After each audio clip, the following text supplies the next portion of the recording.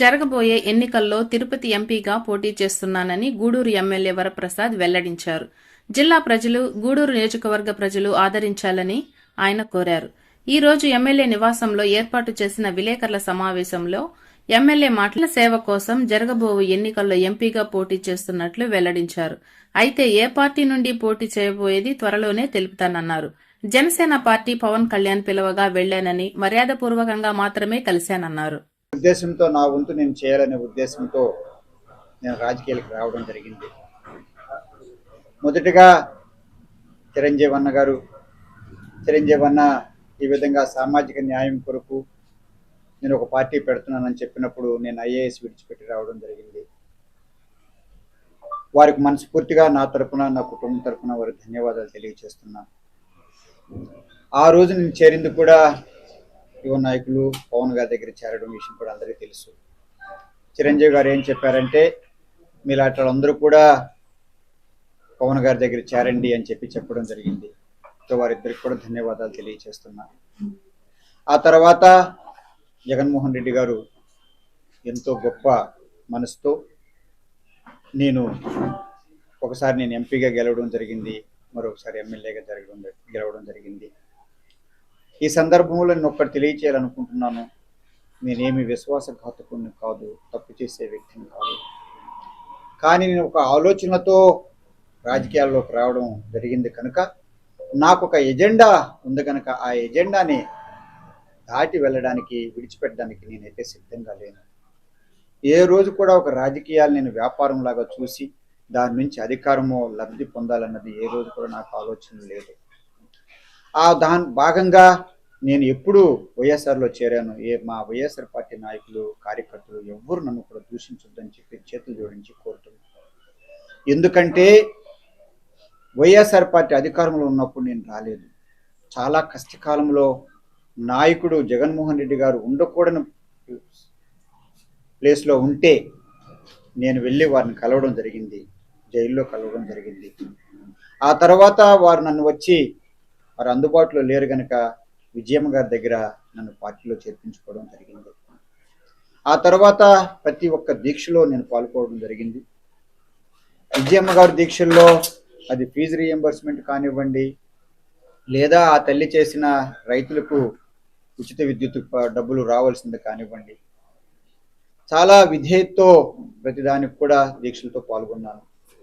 అలాగే షర్మిలమ్మ గారు ఆ సమయంలో జగన్ గారు అందుబాటులో లేనప్పుడు ఎంతో చక్కగా వారి పాదయాత్రకి, నాకు కూడా రాజకీయాలు ఇష్టం కనుక వారిని బిడ్డలాగా నేను షర్మిల గారిని భావించి నేను వారితో పాటు దాదాపు 30 రోజులు పాదయాత్రకు వెళ్ళడం కూడా జరిగింది.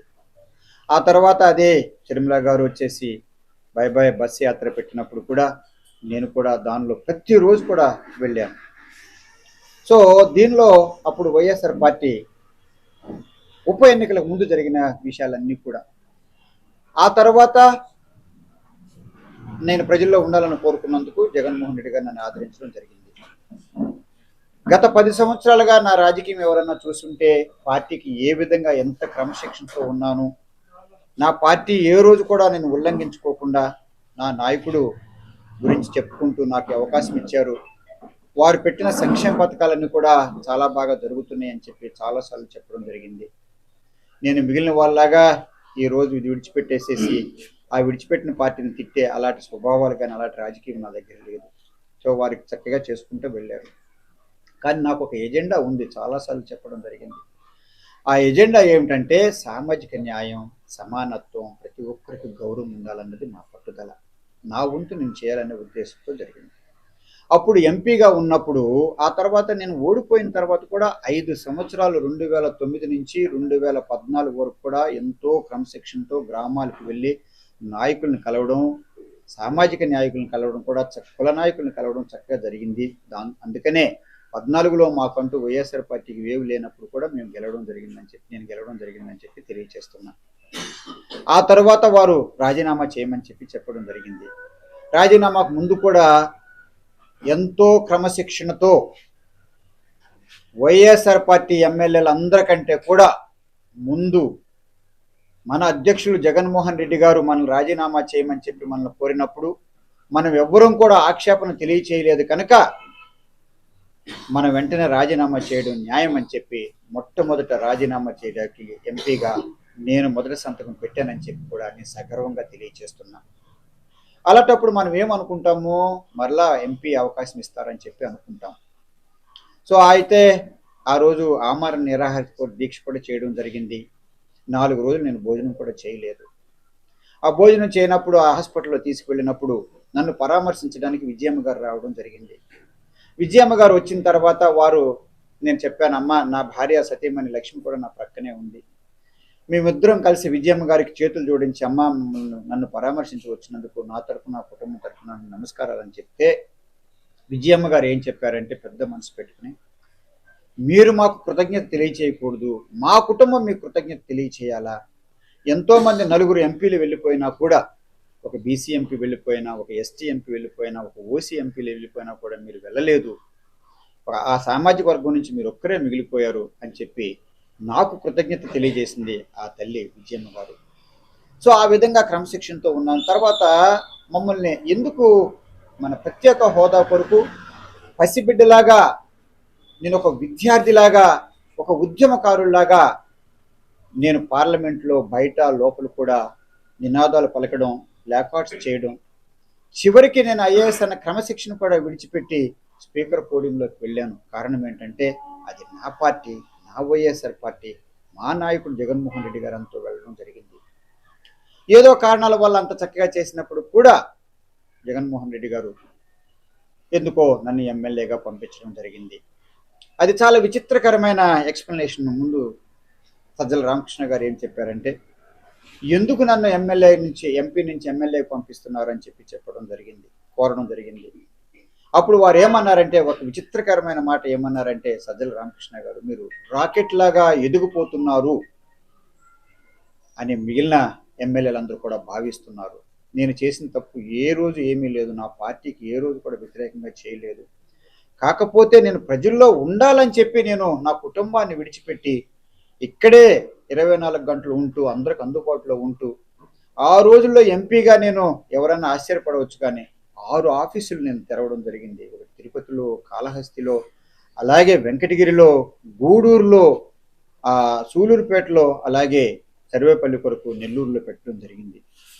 ఎన్నో పనులు ఏ ఎంపీ చరిత్రలో చేయలేని పనులన్నీ కూడా ఒక్కొక్క నియోజకవర్గంలో నేను చేసుకుంటూ వస్తున్నాను. తిరుపతి కానివ్వండి, చాలా అలాగే మిగిలిన నియోజకవర్గాల్లో అన్ని చోట్ల కూడా నేను ఎలాంటివి తీసుకున్నానంటే, ముఖ్యంగా కేంద్ర ప్రభుత్వం, రాష్ట్ర ప్రభుత్వంలో ఏమాత్రం సమస్య లేనివన్నీ, ముఖ్యంగా నేషనల్ హైవే డిపార్ట్మెంట్ కానివ్వండి, రైల్వేస్ కానివ్వండి, అలాంటి సమస్యలు నేను అలాంటి డిపార్ట్మెంట్లు శాఖలు తీసుకుని సజావుగా పనులు చేసుకుంటూ వెళ్ళాను. ఎందుకంటే 14 నుంచి 19 వరకు మేము ప్రతిపక్షంలో ఉన్నాం.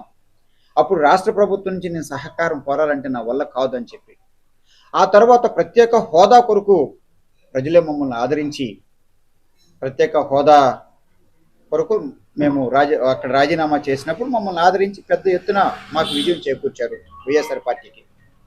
ఆ తర్వాత దాంతోపాటు మిగిలినవి కూడా ఏమైతే విభజన చట్టంలో ఉన్నాయో, దుగరాజపట్నం పోర్టు కూడా మాకు కావాలని చెప్పి నేను నిరాహార దీక్ష కూడా, భోజనం చేయకుండా కూడా దుగరాజపట్నంలో కూడా నేను దీక్ష చేయడం కూడా అందరికీ తెలిసిన విషయమే. ఆ తర్వాత విభజనకి ఉండకూడదు అని చెప్పి జగన్మోహన్ రెడ్డి గారు ఆ రోజు జైల్లో చేసినప్పుడు నేను కూడా బయట 8 రోజులు అక్కడ ఉన్నానని చెప్పి సగర్వంగా నేను తెలియజేస్తున్నాను. అంటే ప్రత్యేక హోదా చాలా కీలకమైన పాత్ర వహించింది మాకు రాజకీయాల్లో. అలాగే దుగరాజపట్నం కావాలని చెప్పి నేను కోరుకున్నాను. ఆ తర్వాత మత్స్యకారులు, మాకు చాలా తీర ప్రాంతం ఉంది, సూలూరుపేట కానివ్వండి, అలాగే గూడూరు, వాకాడు, చిట్టమూరు, వీటన్నిటిలో కూడా కోటలో కూడా మా తీర ప్రాంతాలు ఉండడం వల్ల దొరవారి సత్రం, నాయుడుపేట ఇవన్నీ కూడా ఉండడంతో అక్కడ ముఖద్వారాల కొరకు ఎంతో మంది ఎప్పటి నుంచో మత్స్యకారులు, కేవలం మత్స్యకారులనే కాదు, మత్స్య సంపద మీద ఎవరెవరైతే ఆధారపడి ఉన్నారో దాదాపు 1,00,000 కుటుంబాలు దాని మీద, పులికాట్ లేక మీద ఆధారపడినారు. పులికాట్ ఏమో రోజు రోజు క్షీణించిపోతుంది. ముఖద్వారం ఓపెన్ చేయడానికి నేను ఎంతో కృషి చేశాను. ప్రధానమంత్రి గారిని ఇక్కడ శ్రీహరికోట వచ్చినప్పుడు కూడా వాళ్ళ చేతులు జోడించిన తర్వాత సర్వే కూడా వేయించారు. సో ఈ 3 కొరకు నేను ఎంతో కృషి చేశానని చెప్పి నేను తెలియజేస్తున్నాను. ఆ తర్వాత ఎమ్మెల్యే అవకాశం ఇచ్చారు. ఎమ్మెల్యే ఇచ్చినప్పుడు కూడా చాలా ఆదర్శవంతంగా చక్కగా అందుబాటులో ఉంటూ నా వంతు ఏం చేయాలో ముఖ్యమంత్రి గారు జగన్మోహన్ రెడ్డి గారు చక్కగా సంక్షేమ పథకాలు వారి దృష్టిలో వారు పెట్టుకుంటూ వస్తూ వారు చేయవలసింది వారు చేస్తే, నేను ప్రభుత్వానికి ఎక్కువగా ఖర్చుకి సమస్య లేకుండా ఉన్న పనులు తీసుకుని మున్సిపాలిటీలో నేను చేయగలను, మిగిలిన చోట అయితే రాష్ట్రం నుంచి డబ్బులు తీసుకోవాలి కనుక ఈ క్లిష్ట పరిస్థితుల్లో నాకు నిధులు వస్తాయో లేదన్న సమస్యతో కేవలం ఎక్కువగా నేను ఫోకస్ అంతా కూడా ఇక్కడ పెట్టడం జరిగింది. గూడూరులో ఎప్పుడు ఎనలేని ఎవ్వరూ చేయలేని పనులను కూడా నేను చేయడం జరిగింది. అప్పుడు ఎంపీగా ఉన్నప్పుడు కూడా ఆదిశంకర కాలేజీలో అది 150 కోట్లతో నేను అది తీసుకురావడం వలన మనకి శాశ్వతంగా గూడూరుకి వరదలు రాకోకుండా కూడా నేను చేశాను. అలాగే అన్ని చోట్ల కూడా ఇప్పుడు మన ఆర్ఓబీలు చూస్తే వెంకటాచలం కానివ్వండి, మనుబోలు కానివ్వండి, చక్కని ఓవర్ బ్రిడ్జెస్ కట్టి తీసుకొచ్చాను.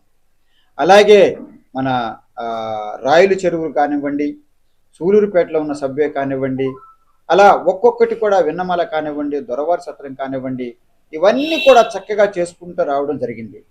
ఇలా అన్ని కూడా నా పనులు నేను చక్కగా చేసుకుంటూ వస్తూ రైల్వే స్టేషన్ కూడా మన గూడూరు ఒక్కటి చూసుకుంటే అక్కడ మనం పశ్చిమ వైపు చక్క రిజర్వేషన్ కౌంటర్ పెట్టించడం, దాంతోపాటు ఎస్కలేటర్స్ పెట్టించడము, అలాగే లిఫ్ట్లు పెట్టించడము, 2 ప్లాట్ఫామ్లు పెట్టించడము, ఆర్ఓబీలు ఫుట్ ఓవర్ బ్రిడ్జెస్ కూడా కట్టడం జరిగింది. సో ఇవన్నీ కూడా చక్కగా చేసుకుంటూ వెళ్తున్న తర్వాత మళ్ళీ నేను అప్పుడు మొదటిసారి నేను ఎమ్మెల్యేగా ఉండమని చెప్పి కోరినప్పుడు జగన్మోహన్ రెడ్డి గారు, నేను కోరాను వారిని, బాబు జగన్ గారు, వాళ్ళిద్దరూ కూడా సత్యవేడు గూడూరు 2 నాకు ఆఫర్లు ఇచ్చారు. నేను చెప్పాను, మురళి గారు ఎప్పటి నుంచో చేసుకుంటూ ఉన్నారు కదా, ఎందుకు వారి దగ్గర నుంచి నేను తీసుకోవడం అని చెప్పి నేను చెప్పడం జరిగింది. అలాగే ఆదిమూలం గారు అక్కడ చేసుకుంటున్నారు కదా అని చెప్పి కొన్ని కారణాల వల్ల లేదన్నా తప్పనిసరిగా మీరు వెళ్ళవలసిందే అని చెప్పి నాకు వారు ఆదేశాలు ఇవ్వడం జరిగింది.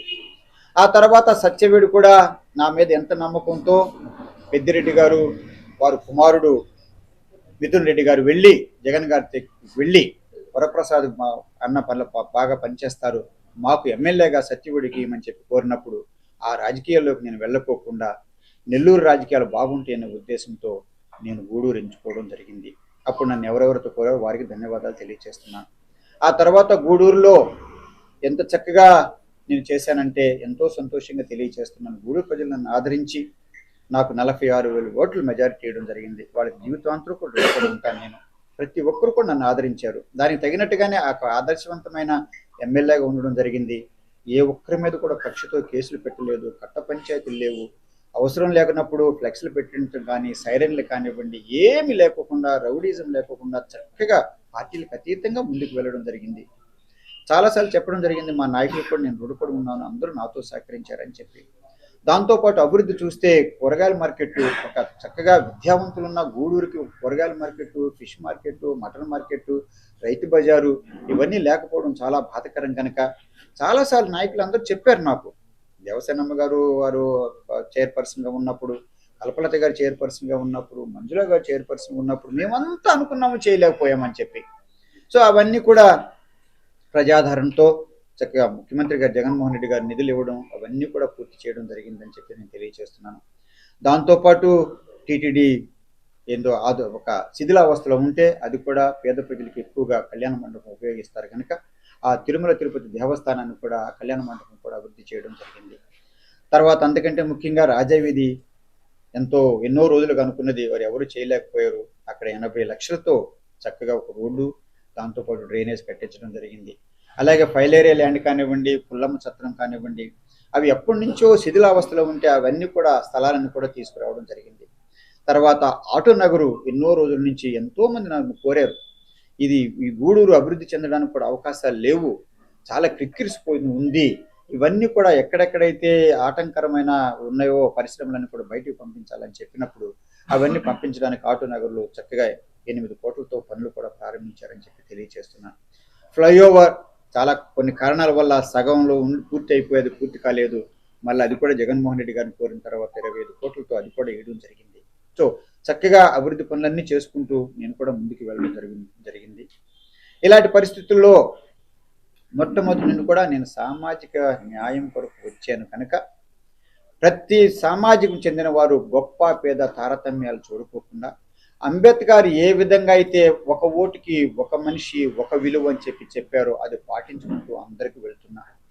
ఇలాంటప్పుడు కొంతమందికి ఇంతకాలం వాళ్ళు అనుభవించుకున్నారు కనుక ఒకవేళ వాళ్ళకి బాధాకరం ఉండొచ్చు, మా ఆధిపత్యాన్ని అంతా తీసుకోలేకపోతున్నారేమో వాళ్ళకి బాధలు అయితే ఉండొచ్చు. కానీ నేను ఆ ఉద్దేశంతో నేను ఇక్కడికి వచ్చాను కనుక అది నా ఎజెండా నేను ఎప్పుడు విడిచిపెట్టుకోకుండా నేను ఎంతో క్రమశిక్షణతో చేసుకోవడం జరిగింది.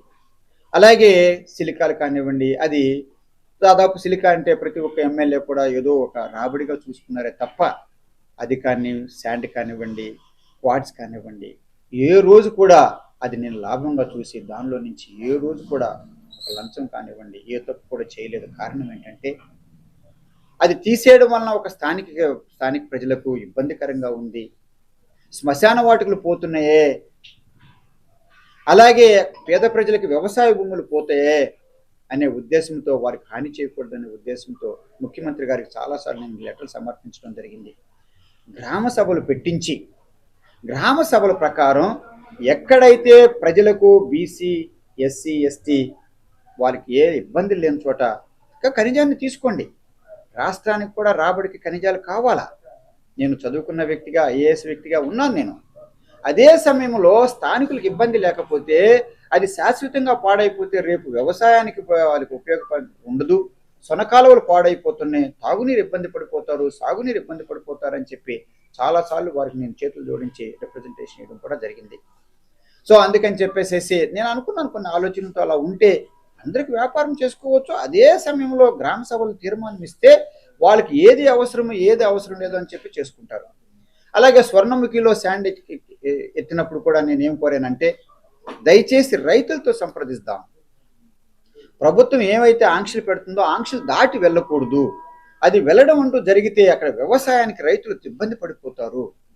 ఆ రైతులు ఇబ్బంది పడిపోతే దాంతో రైతు కూలీలు ఇబ్బంది పడిపోతారు అని చెప్పి నేను కూడా చాలాసార్లు రిప్రజెంట్ చేయడం జరిగింది. ఇవన్నీ అలా ఉన్నప్పుడు జగన్మోహన్ రెడ్డి గారు ఎందుకో అంటే, నేను వారిని ఎవరెవరి పేరులో ఇక్కడ గూడూరుకి ఎమ్మెల్యేగా అనిపిస్తుంటే వింటుంటే నేను వెళ్ళి వారిని కోరడం జరిగింది.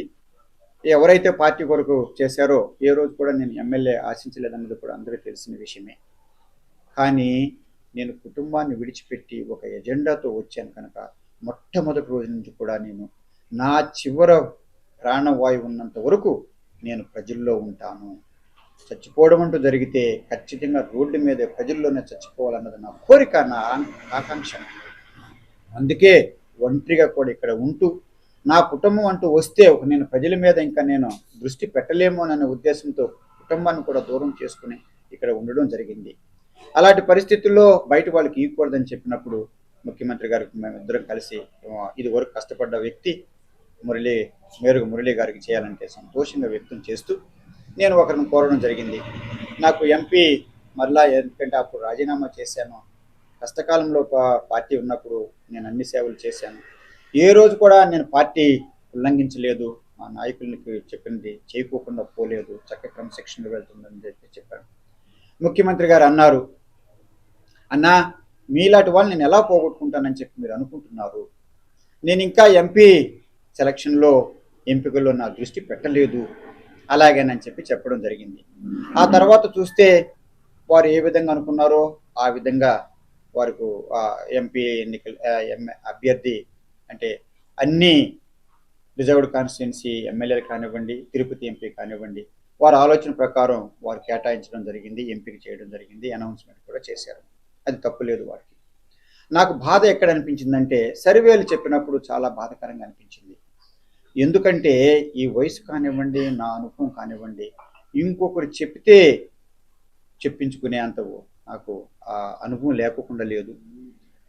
సేవ చేయాలని పట్టుదలతో వచ్చాను కనుక ఎవరికైతే సర్వే వారు అందజేశారో ముఖ్యమంత్రి గారు, ధనంజయ రెడ్డి గారు నాకు ఏం చెప్పారంటే, ముఖ్యమంత్రి గారికి సర్వే ప్రకారం 59 వస్తే మిగిలిన ఎమ్మెల్యే కంటే కూడా ఎక్కువగా వచ్చి దాదాపు జగన్ గారితో దగ్గరకు వచ్చిన 57% నాకు సర్వే వచ్చిందని కూడా సంతోషంగా వాళ్ళు తెలియజేశారు.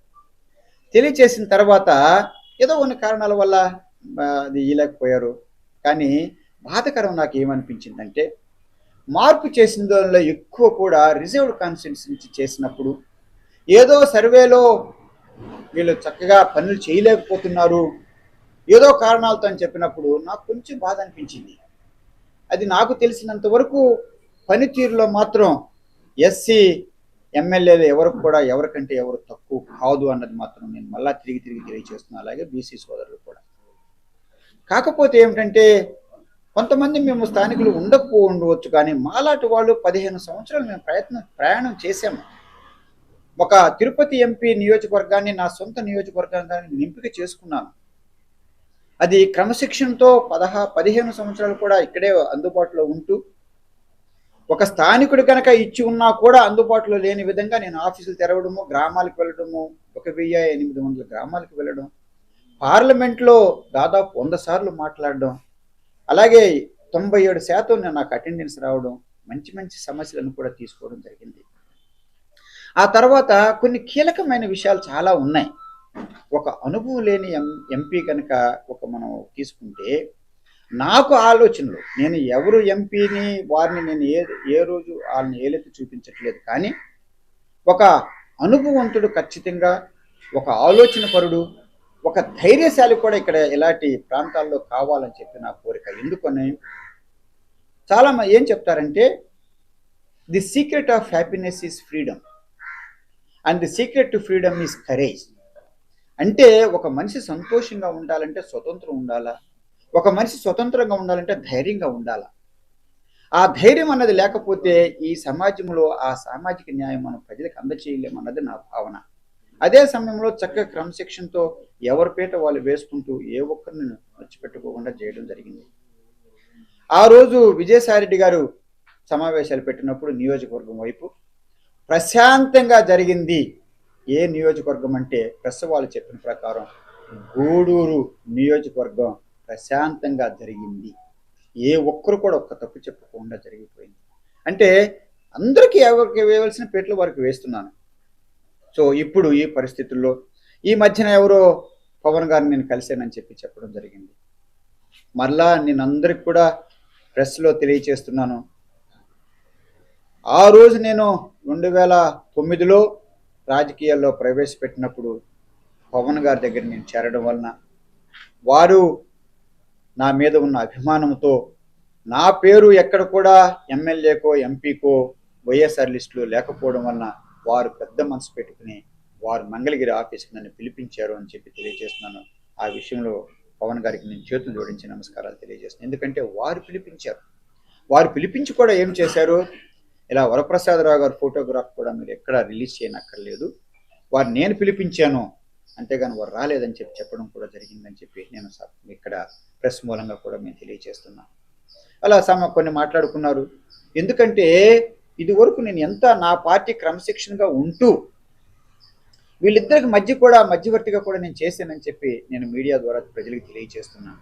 ఎంతో క్రమశిక్షణతో ఇది కొన్ని సమస్యలు వారు చెప్పారు. పవన్ గారు చెప్పినప్పుడు అది అందచేయాలని చెప్పారు. ఒకసారి పవన్ గారు ఎందుకో ఫోన్ చేసినప్పుడు వరప్రసాద్ గారు మిమ్మల్ని కలవాలన్నప్పుడు నేనేం చెప్పానంటే, బాబు మీరు పెద్దవారు, సమాజంలో వయసులో చిన్నవారైనప్పుడు కూడా నేనే వస్తానని చెప్పి నేను అక్కడికి తిరుపతి నుంచి నేను హైదరాబాద్ వెళ్ళడం జరిగింది. వారు నన్ను ఏ విధంగా ఆదరించి ఈ విధంగా తెలియజేస్తూ ఇలా కొన్ని ఆక్షేపకరమైన మాట్లాడుకోకుంటే బాగుంటుంది వైఎస్ఆర్ పార్టీ వాళ్ళని చెప్పి వారు నాకు చెప్పడం జరిగింది. వారు ఏమైతే చెప్పారో వారి భావోద్దేశాలన్నీ కూడా నేను జగన్మోహన్ రెడ్డి గారికి చెప్పడం జరిగింది. జగన్మోహన్ రెడ్డి గారు కూడా ఆ తర్వాత ఎవరైతే సాక్షి చూస్తున్నారో భారతి గారికి తెలియజేయడం జరిగింది. కొద్ది రోజుల పాటు, ఒక దాదాపు 8 నెలల పాటు వాళ్ళ స్నేహం కూడా అలా కొనసాగుతూ ఒకరినొకరు అనుకోకుండా జరిగింది. ఎవరిని ఏం మాట అనుకోవాలా, విమర్శలు చేసుకోవాలా, అనుకోవడం అంటే విమర్శలు చేసుకోకుండా జరిగింది. ఆ తర్వాత ఇద్దరు యువ నాయకులు కనుక వారి ద్వారంలో వారు వెళ్ళారు. ఆ తర్వాత అలా జరిగిపోయింది. సో అంతవరకు కూడా నా వైఎస్ఆర్ పార్టీలో ఉంటూ క్రమశిక్షణ తప్పుకోకుండా, అదే సమయంలో మన పవన్ కళ్యాణ్ గారి స్నేహాన్ని కూడా నేను కాపాడుకుంటూ ముందుకు తీసుకురావడం జరిగింది. ఈ రోజు ఇంకా నేను ప్రజల్లో ఉండాలని చెప్పి ఒక ముఖ్య ఉద్దేశంతో నేను వచ్చాను కనుక చాలాసార్లు నేను ఎంతో మందికి తెలియచేశాను. నేను ఖచ్చితంగా చివరి వరకు నేను రాజకీయాల్లో ఉంటాను, ప్రజల సేవలో ఉంటానని చెప్పి. గెలుపు ఓటములు అది వేరే ఉద్దేశం. ముఖ్యమంత్రి గారు అది జగన్మోహన్ రెడ్డి గారు కూడా తెలియచేశారు. తెలియజేస్తే ఏమన్నారంటే, నా గుండెల్లో మీరు ఉన్నారు అంటూ ఒక మాట అంటూ, మీకు ఒక్క వ్యయం ఖర్చు లేకోకుండా చక్కగా చేస్తాను అంటే పదవులు ఏదో ఇస్తాను అనే ఉద్దేశంతో. నేనైతే అప్పుడు 19లో ఏ విధంగా వారిని కోరానో, నాకు గెలుపు ఓటములే కావాలా, నేను ఎన్నికల్లో పాల్గొనాలా, ఎందుకంటే ఏ ఉచితంగా నాకు కష్టార్జితం లేకోకుండా నాకు వచ్చింది నాకు ఇష్టం లేదు. అది పదవి కానివ్వండి, లేదా ఏది కానివ్వండి, నాకు అది ఇష్టం లేదు అని చెప్పడం జరిగింది. ఆ తర్వాత వారి ఆలోచన ప్రకారం వారు వెళ్ళారు. కనుక నా ఆలోచన ప్రకారం నేను వెళ్ళాలి కనుక, నాకు ఒక ఎజెండా సామాజిక న్యాయం ఉంది కనుక, ఈ సమాజంలో ఉన్న అసమానత్వాలను కూడా ప్రతి ఒక్క పేదవాడు కూడా నా ఎమ్మెల్యే అని చెప్పుకోవాలా, నా ఎంపీ అని చెప్పుకోవాలా, ఇంకొకరు పరిచయం చేసుకునే అలాంటి పరిస్థితి ఇంకా ఈ రోజుల్లో మనం 75 సంవత్సరాలు స్వతంత్రం వచ్చిన తర్వాత ఇంకొకరు ఎవరో తీసుకురావడం, వారు చెప్పడం, ఈ సమస్యలు ఎలాగే ఉంటే ప్రయోజనం లేదు. ఎన్నో నేను డైరెక్ట్గా నా దగ్గరికి ప్రతి పేద ప్రజలు కూడా 5 సంవత్సరాలు ఇక్కడ రావడం నాకు ఎంతో సంతోషకరంగా ఉంది. కనుక నేను రాబోయే ఎన్నికల్లో ఎంపీగా పోటీ చేయాలని చెప్పి నేను కోరుకుంటున్నా.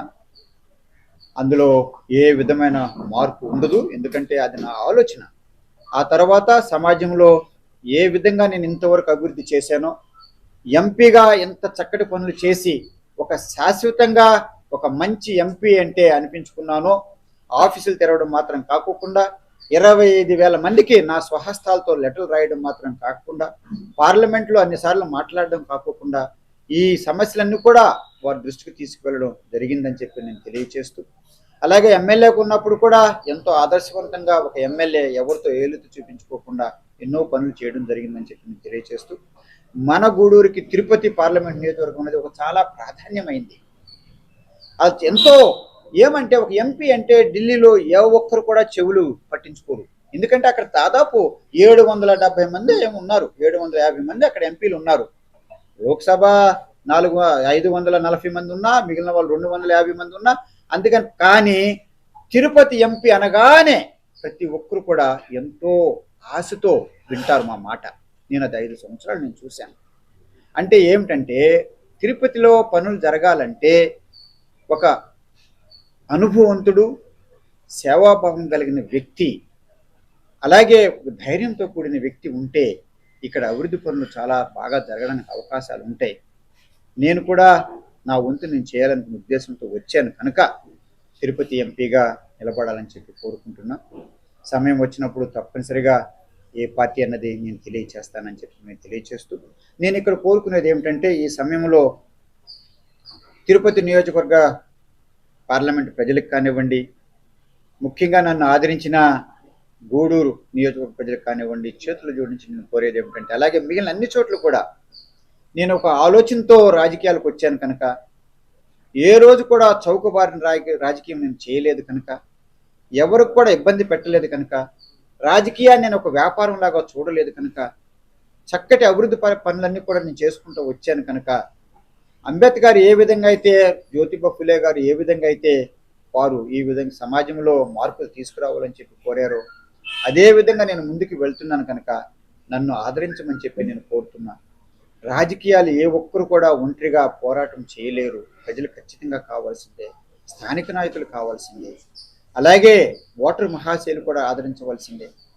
ఒక చిన్న ఉదాహరణ ఇక్కడ తెలియచేస్తున్నాను. ఎందుకంటే ఆ రోజు నాకు ఎంపీగా గెలిచినప్పుడు ప్రజలు, తిరుపతి నియోజకవర్గ ప్రజలు చాలా తేడా చూపించారని చెప్పి నేను సగర్వంగా తెలియచేస్తున్నా. ఆ రోజు సర్వేపల్లి నియోజకవర్గం చూస్తే ఎమ్మెల్యేకి మెజారిటీ దాదాపు 5,000 వస్తే ప్రజలు నన్ను ఆదరించి 29,000 మెజారిటీ నాకు ఇచ్చారని చెప్పడం జరిగింది.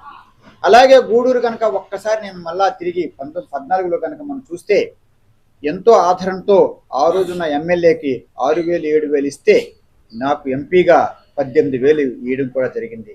సూలూరుపేటలో అలాగే ఎమ్మెల్యేకి కేవలం 5,000 6,000 ఓట్లు వస్తే 14లో నాకు మళ్ళా 12,000 పైచిలుకు రావడం జరిగింది. మిగిలిన నియోజకవర్గాల్లో మేము ఓడిపోవడం అంటూ జరిగితే అక్కడ కూడా ఎమ్మెల్యేలు ఓడిపోయినప్పుడు కూడా ఎంపీగా నాకు ప్రతి చోట ఒక్క తిరుపతి తప్ప అక్కడ కూడా నాకు మెజారిటీ రావడం జరిగింది. అంటే తిరుపతిలో ఉన్న ఓటర్ మహాశయులందరూ కూడా ఒక తెలిసిన వ్యక్తులు, చైతన్యం గల వ్యక్తులు కనుక నాకు నా అనుభవాన్ని అంతకుమునుపు 5 సంవత్సరాలుగా నేను ఉన్న తీరును చూసి తర్వాత నన్ను ఆదరించారని చెప్పి కూడా నేను తెలియచేస్తున్నాను. కనుక ఈ సందర్భంలో నేను ప్రజల సేవలో ఉండాలని చెప్పి కోరుకుంటున్నాను. కనుక నా కుటుంబం కూడా నన్ను ఆదరించి నా ప్రజల కొరకు ఉండాలని చెప్పి కోరుకున్నందుకు వారు కూడా నాకు స్వతంత్రం ఇచ్చి ఇక్కడ పంపించారు. కనుక ప్రజలే, తిరుపతి నియోజకవర్గ ప్రజలే నా కుటుంబ సభ్యులుగా నేను భావించాను. కనుక గూడూరు నియోజకవర్గ ప్రజలే నా కుటుంబ సభ్యులుగా భావించాను. కనుక నా భావాలు తెలుసుకుని నాకు అందరూ కూడా సహకరించాలని చెప్పి, నా సామాజిక న్యాయం కొరకు నా పోరాటంలో అందరూ కూడా ఒక చేయూతనివ్వాలని చెప్పి నేను కోరుకుంటూ, మరొక్కసారి నాకు తరపున, నా కుటుంబం తరపున తిరుపతి నియోజకవర్గ ప్రజలందరికీ, అలాగే గూడూరు నియోజకవర్గ ప్రజలకు చేతులు జోడించి నమస్కారాలు తెలియజేస్తున్నాను. ఏనా నాకు వైసీపీ విడిచిపెట్టి వెళ్ళడానికి అప్పటి వరకు అయితే నాకు కారణాలు లేవు నాన్న. ఎందుకంటే వారు నిరాకరించారు. ఏ రోజు కూడా నా పార్టీని కాదని చెప్పి నేను వెళ్ళలేదు. ఇందాక అప్పుడు వచ్చిన న్యూస్ ప్రకారం కూడా చూస్తే పవన్ గారు నన్ను పిలిస్తే నేను వెళ్ళాను. సో ఏ రోజు కూడా పార్టీని నేను ఉల్లంఘించలేదు. సర్వేల ప్రకారం చూస్తే ఒకరితో చెప్పించుకుని తక్కువ చేయించుకునే అంత రాజకీయం తెలియని వ్యక్తి కూడా కాదు. ఈ సందర్భంలో తెలియచేయాలంటే, ముఖ్యమంత్రి జగన్మోహన్ రెడ్డి గారు చెప్పిన మాట ఏమిటంటే, అన్నా మీరు పూర్తి పాలిటీషియన్ అయ్యారన్నా అని వారి నోటితో వారు అన్నారు. 1-2 సార్లు ఒకవేళ మొట్టమొదటిలో చెప్పినప్పుడు, అన్నా మీరు ఇంకా ఆఫీసర్ లాగా ఉన్నారని చెప్పినప్పుడు ఏంటి అని నేను అడిగినప్పుడు, ఈ విధంగా ప్రతిపక్షం దగ్గరికి వెళ్ళిపోతున్నారంటే నేను ఏం చెప్పానో తెలుసా బాబు, ఒక మనిషి ఏ విధంగా కుటుంబం ఉదయం విడిచిపెట్టి వెళ్ళిన తర్వాత ఇరుపక్కల చూసినా కూడా, ప్రక్కగా ఇళ్ళకి వెళ్ళినా కూడా సాయంత్రానికి మళ్ళీ ఏ విధంగా వారు డ్యూటీకి వెళ్తారో, వైఎస్ వరప్రసాదరావు కూడా అదే క్రమశిక్షణతో వస్తారని చెప్పిన తర్వాత వారు నా క్రమశిక్షణ చూసి మీరు పూర్తి పాలిటీషియన్ అయిపోయారు. చివరికి ఏం చెప్పారో తెలుసా, సజ్జల రామకృష్ణ గారికి కూడా చెప్పారు, వరప్రసాదరావుని చూసి నేర్చుకో అన్న క్రమశిక్షణ కూడా చెప్పడం జరిగింది అని చెప్పి సభామూలంగా, అది మీడియా మూలంగా కూడా తెలియజేస్తున్నాను. అంటే ఆ విధంగా నన్ను ప్రోత్సహించడం జరిగింది. ఎవరో కొంతమంది ఉండుండొచ్చు, ఎందుకంటే సమాజం మారుతుందని చెప్పి చాలా మందికి తెలియటం లేదు. ఏంటంటే పుట్టుకలో ఎవరి చేతిలో లేవు. కొందరు అగ్రకులాల్లో పుడతారు, కొందరు బీసీలో పుడతారు, కొందరు ఎస్సీలో పుడతారు, ఎస్టీలో పుడతారు. ఎవరి చేతిలో పుట్టుక అనేది ఎవరి చేతిలో లేదు. కానీ కొన్ని సమస్యలు సమాజం ఏముందంటే కొన్ని సమస్యలతో పుడతారు వాళ్ళు. మాలాంటి వాళ్ళు ఉదాహరణకి వరప్రసాదరావు కనుక ఒక ఆశయాలతో వచ్చినప్పుడు నా ఆశయాలు ఏంటో కూడా నేను తెలియచేస్తున్నాను. ఐఏఎస్లో రిజర్వేషన్ ఉంది, బీసీలకు ఉంది, ఎస్సీలకు ఉంది, ఎస్టీలకు ఉంది. హైయర్ జ్యుడిషియరీలో, సుప్రీంకోర్టులో, హైకోర్టులో లేదు. ఎందుకు లేదు? అది ఎందుకు లేదు అని చెప్పి ప్రవేశపెట్టమని చెప్పి నేను అక్కడ పార్లమెంట్లో 14లో 19 ఉన్నప్పుడు కోరాను. ఆ తర్వాత అసెంబ్లీలో నేను ఓపెన్గా ముఖ్యమంత్రి గారిని చేతులు జోడించి కోరింది ఏమిటంటే, ఆంధ్రప్రదేశ్ అసెంబ్లీ రిజల్యూషన్ పాస్ చేసి హైయర్ జ్యుడిషియరీలో బీసీలకి, ఎస్సీలకు కూడా, అంటే హైకోర్టులో, సుప్రీంకోర్టులో కూడా రిజర్వేషన్ ఉంటే తీర్పులు వచ్చే విధానాన్ని చూస్తుంటే తప్పులు జరుగుతున్నాయి అని చెప్పి మాలాటి చదువుకున్న వాళ్ళకి క్లియర్గా తెలుస్తుంది. మరొక్కటి ఈ సందర్భంలో నేను తెలియచేయాలా, ఎందుకు నేను ఆవేశంతో ఉన్నానంటే, నేను ఎంపీగా ఉన్నప్పుడు, ఒక స్టాండింగ్ కమిటీలో మెంబర్గా ఉన్నప్పుడు, నాగపూర్ సెంట్రల్ జైలుకి వెళ్ళినప్పుడు మిగిలిన వాళ్ళందరూ కూడా, పార్లమెంట్ మెంబర్స్ అందరూ కూడా, మిగిలిన వాళ్ళందరూ కూడా కాఫీలు తాగి, టీలు తాగి వెళ్ళిపోతే నేను సూపరింటెండెంట్ గారి పర్మిషన్తో తీసుకున్న తర్వాత అక్కడ జైల్లో ఉన్న ప్రతి ఒక్కరిని కూడా, మీరు ఏ సామాజిక వర్గం నుంచి వచ్చారు, ఏ తప్పు చేశారు, ఏ సెక్షన్ పెట్టారు అని చెప్పి నేను ఒక్కొక్కరిని అడగడం జరిగింది. అందులో దురదృష్టకరవశాత్తుగా ఎవరికైతే ఎక్కువ మరణ శిక్షలు పడ్డాయో దానిలో 99% మైనారిటీ సోదరులు, ముస్లిం సోదరులు, ఎస్సీ సోదరులు, ఎస్టీ సోదరులు, కొంతమంది బీసీ సోదరులు ఉన్నారు. దానికి కారణం ఏమిటో తెలుసా? వారు తప్పు చేశారని కాదు, వారు ఏ విధంగా ఇంకో కోర్టుకు వెళ్ళాలా, అప్పీల్కి ఏ విధంగా వెళ్ళాలా, జడ్జెస్ అలా అడ్వకేట్స్ని పెట్టుకోవడానికి స్తోమత లేకోకుండా వాళ్ళు వెళ్ళిపోతున్నారే. అక్కడ చూస్తే ఫ్రీ లీగల్ ఎయిడ్ అసిస్టెన్స్ అని చెప్పి కేంద్ర ప్రభుత్వం నుంచి ఉందే, అది మానిటర్ చేయడానికి కూడా ఒక సిస్టమ్ లేదు. సో ఈ విధంగా అలా ఉండడంతో తర్వాత అండర్ ట్రయల్స్, ఇంకా వాళ్ళ మీద అసలు కనీసం ఎంక్వైరీ కూడా చేయకోకుండా, ఒకవేళ వాళ్ళు పోలీసులు పెట్టిన సెక్షన్ కింద చేస్తే మహా అయితే శిక్ష ఉంటే 1 సంవత్సరం పడేది శిక్ష, అలా చిన్న చిన్న తప్పులకి. కానీ అండర్ ట్రయల్స్ మళ్ళా వాళ్ళకి అడ్వకేట్స్ని పెట్టుకోవడానికి శక్తి లేక, షూరిటీ బాండ్లు పెట్టుకోవడానికి శక్తి లేక, వాళ్ళు కట్టవలసిన ఫీజులు కట్టడానికి శక్తి లేకుండా ఒక్కొక్కరు అండర్ ట్రయల్స్ 10 సంవత్సరాలు అండర్ జైల్లో ఉన్నారు. అదే కనుక ఒక జడ్జెస్ కనుక ఉంటే ఈ సమస్య ఉండదు కదా అని చెప్పి నేను కోరడం జరిగింది. ఇంకొకటి కోరాను, అది కూడా నేను అసెంబ్లీలో మాట్లాడాను. ఏం మాట్లాడానంటే, ఇప్పుడు ప్రభుత్వ బ్యాంకుల్లో ఉన్న డబ్బులన్నీ కూడా పేదవాళ్ళు ఫిక్స్డ్ డిపాజిట్స్ 10,000 20,000 పెట్టుకుంటే ఆ బ్యాంకుల దగ్గర అంత డబ్బు ఉంది తప్ప అది ఏది రిజర్వ్ బ్యాంక్ డబ్బులు కాదని. రిజర్వ్ బ్యాంక్ ఏం ముద్ర కొట్టి, నేను రిజర్వ్ బ్యాంకులో పనిచేసాను, అది సీల్ పెట్టి ఇచ్చింది కాదు. పేదవాడు ఫిక్స్డ్ డిపాజిట్లు పెడితే ఒక్కొక్క పారిశ్రామికవేత్త 30,000 40,000 50,000 లోన్లు తీసుకుని ఒక్కరు కట్టుకోకుండా పోతున్నారు. నేనేం కోరానో తెలుసా?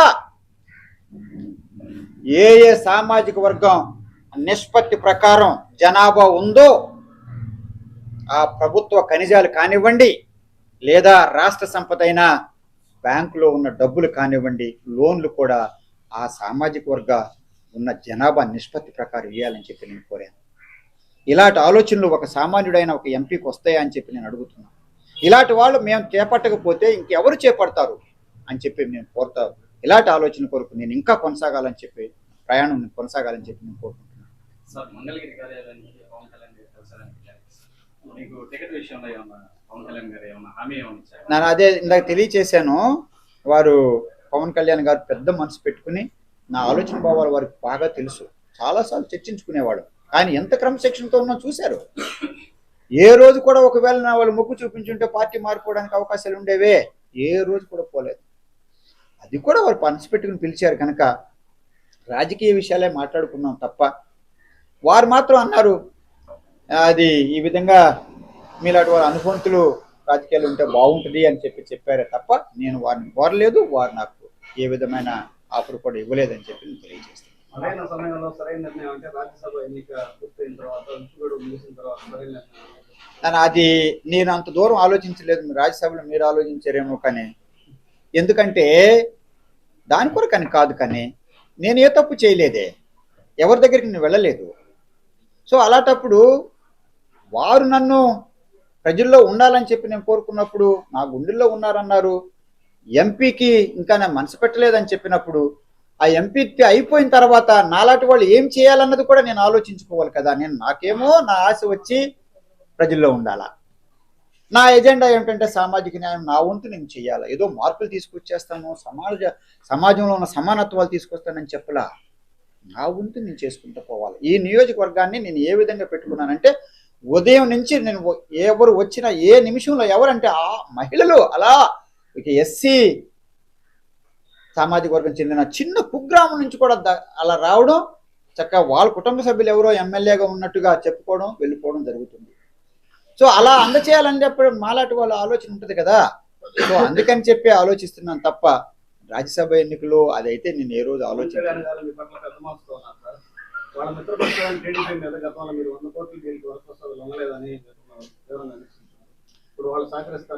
నేనేమన్నానంటే జరిగిన వాస్తవాలు చెప్పాను.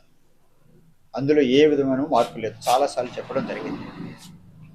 సో ఆ విధంగా నేను చెప్తే ఆ తర్వాత ఎవరు నేను దాని ప్రభావం ఉందనో లేకపోతే నేను చేశానని ఎప్పుడు చెప్పలేదు కదా. ఎందుకంటే నేను మిత్రులుగా వాళ్ళు చెప్పారు నాకు, నేను మిత్రుడిగా మనసులో పెట్టుకున్నాను. నేను అదే సమయంలో నేను నా పార్టీకి ఇంత విశ్వాసంగా ఉన్నానని నా పార్టీ నాయకులకు కూడా తెలియచేయాలి.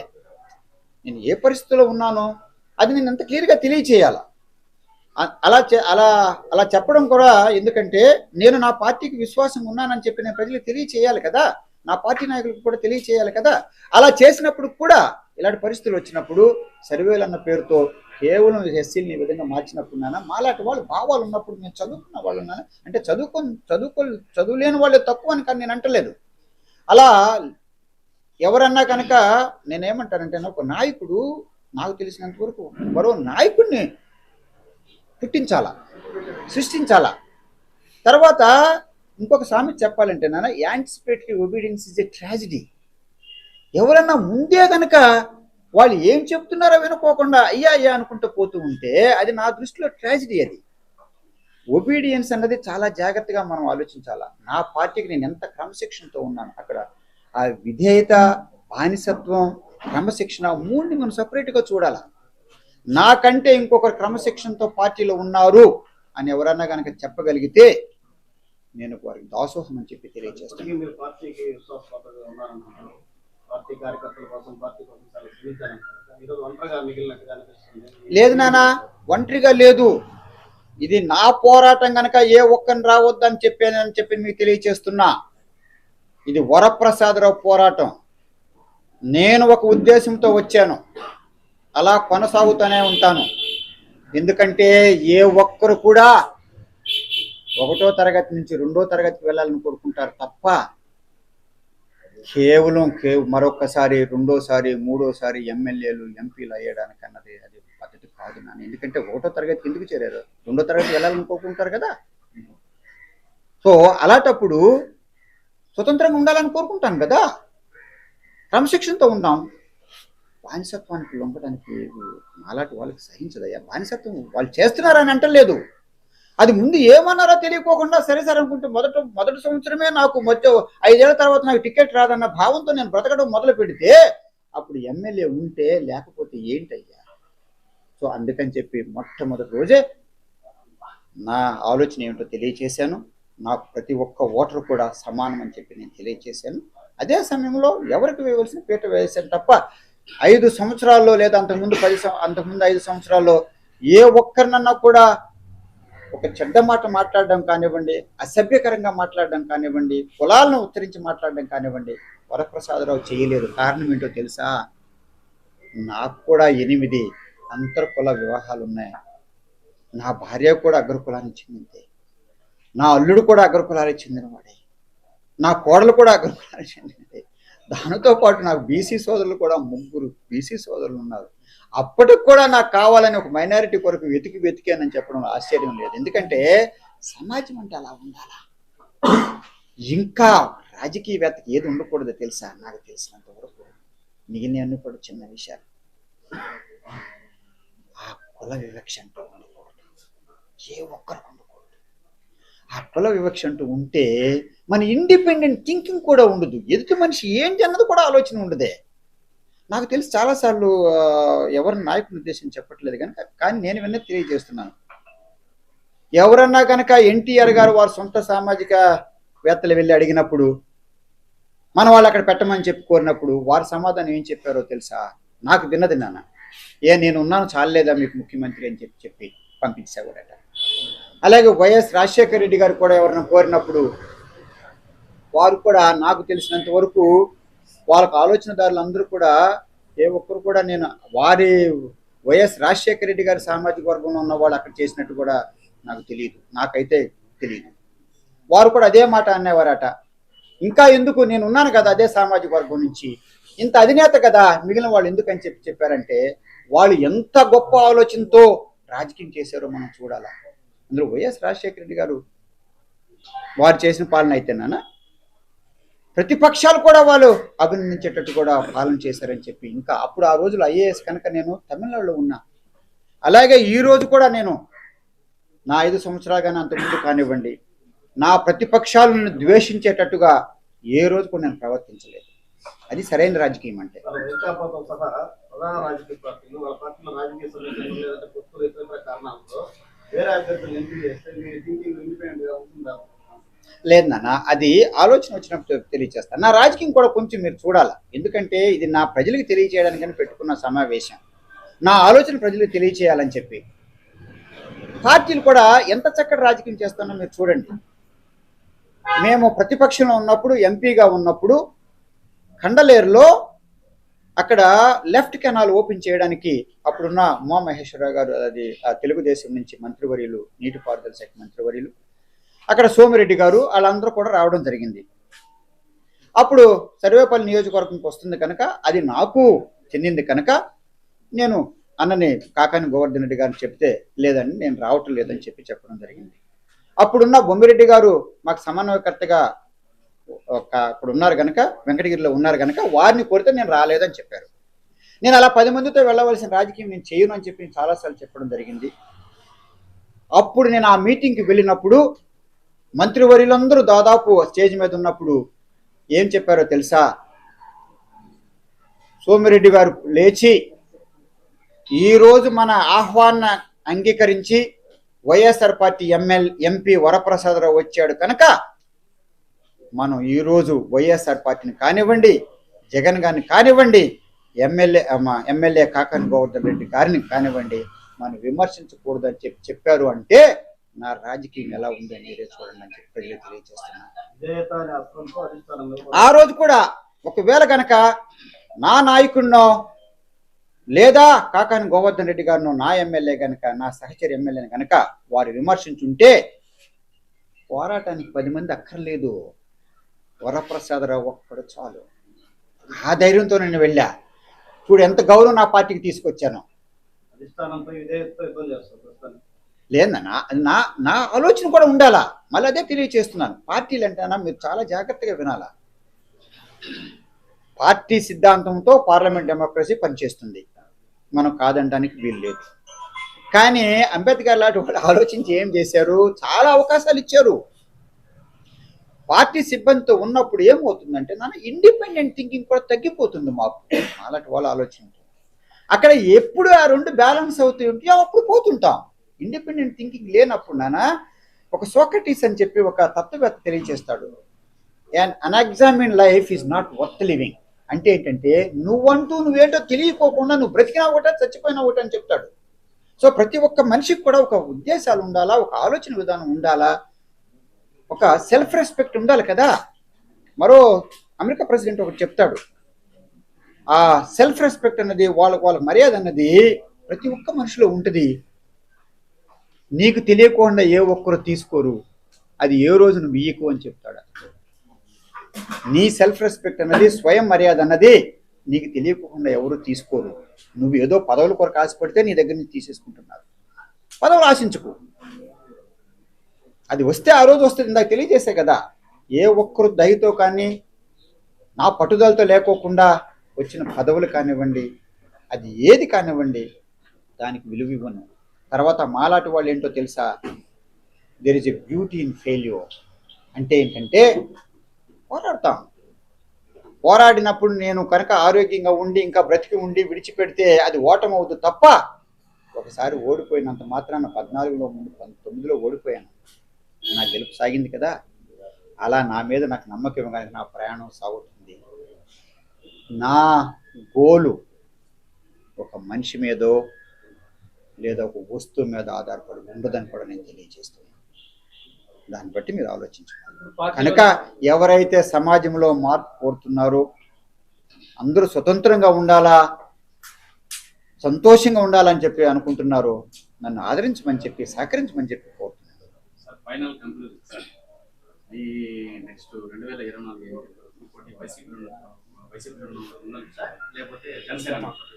నాన్న ఇది మరీ విచిత్రంగా అడుగుతాను.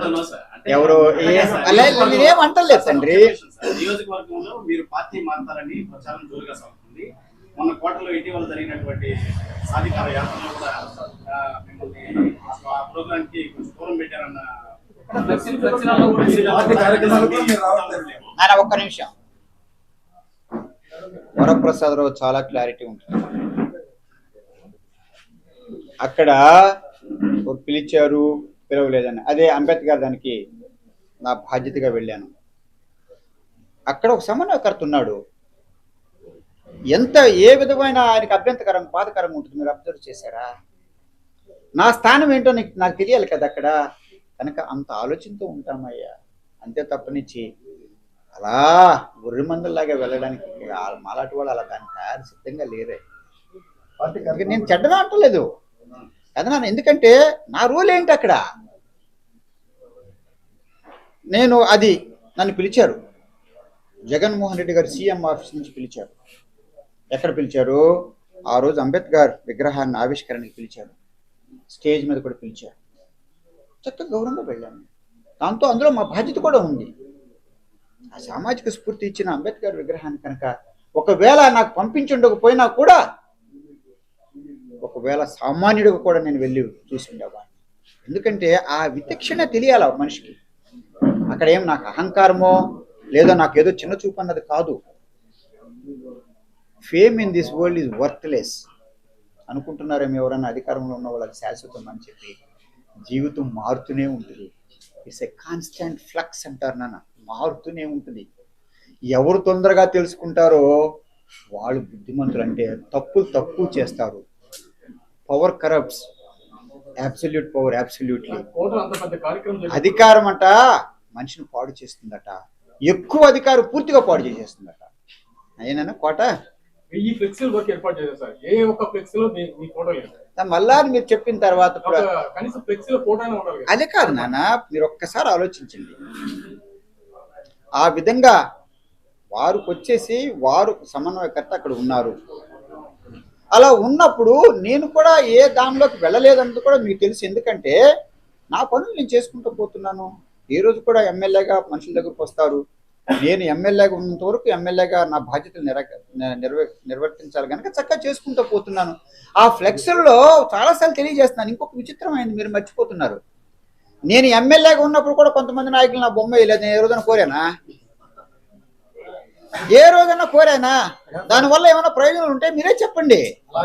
అది ఒక్క రోజు నాన్న ఫ్లెక్స్ విలువలు నన్ను ఒక్క నిమిషం నాన్న, ఎవరన్నా కనుక ఆలోచన లేకుండా ఉంటే ఫ్లెక్స్ విలువలు ఒక్క రోజు దాని విలువ పూర్తిగా వాళ్ళు వైసీపీ నాయకులు చెప్పేది ఏంది, బయట మాట్లాడుకోవడం, వరప్రసాద్ రావుని పక్కన పెట్టేసాము అనే టైప్ లో. అదే నాన్న, ఇప్పుడు రాజీనామా చేస్తారు. అది కాదు నాన్న, రాజ్యసభ ఎన్నికల్లో లేదు తండ్రి, లేదు రాజ్యసభ ఎన్నికలలో మీరు వైసీపీ వ్యతిరేకంగా టీడీపీకి ఏమన్నా ఓటేస్తారా? నాన్న మీరు, నేనేమంటున్నాను, ఎవరో ఒక వ్యక్తి చెప్పారు మీరు అంటున్నారే తప్ప నేను మొదటి నుండి కూడా మీరు నా రాజకీయం చూస్తుంటారు. ఏ రోజన్నా కూడా కొత్త కబుర్ల కంటే గాసిప్ తెలుగు మాట రాలేదు నాకు. ఏ రోజన్నా అవకాశం ఇచ్చానా?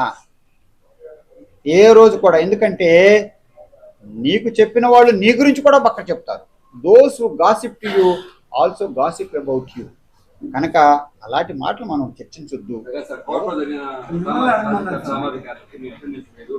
నేను అది క్లియర్గా చెప్పానే. ఒక సమన్వయకర్త ఉన్నారు, సమన్వయకర్తలు చేసుకోవాలా. నేను ఒక లేదు కదా ఇప్పుడు నేను ఒక ఒక నిమిషం నాన్న, ఒక ఎమ్మెల్యే అయిన తర్వాత ఎమ్మెల్యేకి ఒక బాధ్యతలు అంటూ లేకపోతే నాన్న నేను చట్టపూర్వకంగా ఇంకా ఎమ్మెల్యేనే, వైఎస్ఆర్ పార్టీ ఎమ్మెల్యేను. అక్కడ అది కాదు నాన్న, వేసారు లేదు అని నేను అదే చెప్పాను కదా. నేను ఎమ్మెల్యేగా ఉన్నప్పుడే నా నాయకులు వేయలేనప్పుడు నేను ఏం అడగలేదు. దానివల్ల ఏం ప్రయోజనం లేదు. ఇప్పుడు మీలాంటి వాళ్ళు అడగడమే తప్ప ఇది నా భావాలు కోరి నాతో సహకరించమని చెప్పి నేను కోరడానికి పెట్టాను. ఏంటన్నా అది మీరు వినలేదు నాన్న. నేను సీఎం గారితో మాట్లాడినప్పుడు, సీఎం గారితో మేము ఇద్దరు మాట్లాడుకున్నప్పుడు, ఆ రోజు ఉప ఎన్నికల్లో కూడా ఎంపీకి ఎవరు ఇవ్వాలని చెప్పి కోరినప్పుడు నేను మురళీ మాట చెప్పాను 2.5 సంవత్సరాల క్రితం. ఎందుకంటే ఆ రోజు నేను వారికి ప్రామిస్ చేశాను. మీరు ఊహాగానాలకు ఎక్కువ అవకాశాలు ఇవ్వకండి. ఎందుకో తెలుసా, నేను చెప్పానే నా గోల్కి నేను వెళ్తా. నా గోల్ కూడా నేను ఆపేస్తాను. ఎందుకంటే శబ్దం వస్తుంది అయినా అది శబ్దం వస్తుంది కనుక ఆపుకున్నారు మీరు. అంతే తప్ప నుంచి నేను ఆపలా.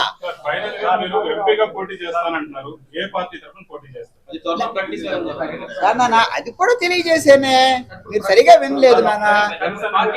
అలా కాదు నాన్న, అంబేద్కర్ రాజ్యాంగంలో చాలా అవకాశాలు ఇచ్చారు కదా.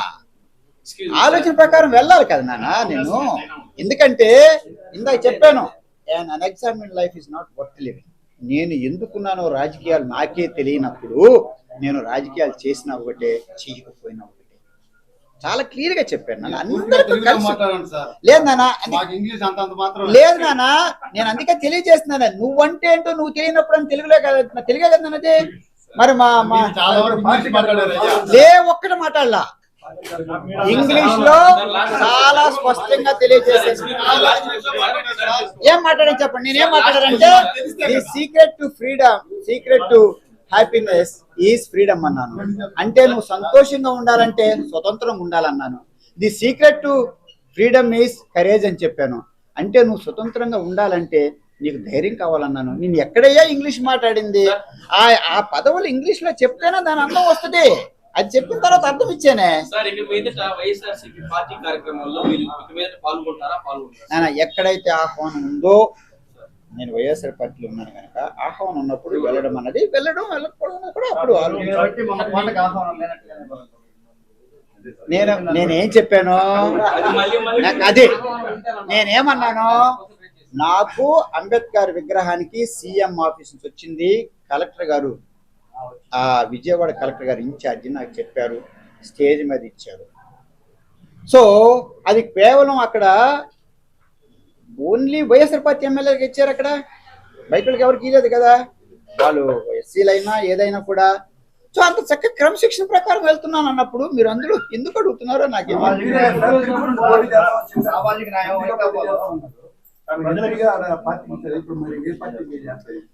మీరు రాజ్యాంగం చదవలేదా?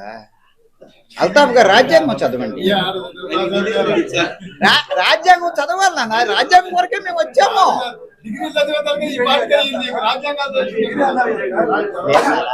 అది అంత స్పష్టంగా తెలియజేశాను కదా. ఒక నాకు అనుభవం ఉంది, చెయ్యాలన్న ఆలోచన నాకు ఉంది, చాలా ఉంది కనుక నాన్న ప్రజల్లో ఉండాలని చెప్పి కోరుకుంటున్నాను నేను. అది ఏ విధంగా వెళ్తామన్న తర్వాత చూసుకోవాలి. రాజ్యసభ ఏచినా కూడా నాన్న నాకు అలాంటి ఆలోచన ఉంది. ఎందుకో తెలుసా, నాకు పోటీలు ముఖ్యం, పోటీ పడి రావాలా, అది సర్పంచ్ కానివ్వండి, ఎంపీ కానివ్వండి. సో అంత ఎక్కడి నుంచి ఎక్కడికి ఎప్పుడు వరకు ఆ తర్వాత వరప్రసాదరావు ఆలోచన ప్రకారం వెళ్తారని చెప్పాను. ఆ సామాజిక న్యాయం, ఆ ఎజెండా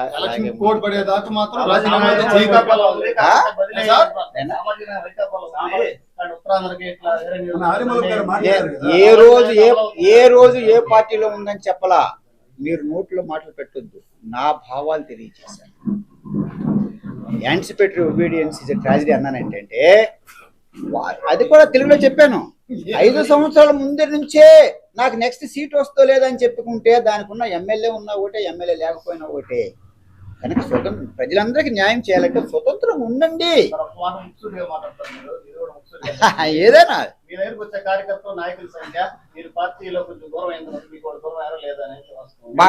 ఒక్క నిమిషం నాన్న, ఒక్క నిమిషం బాగా అర్థం చేసుకోవాలా.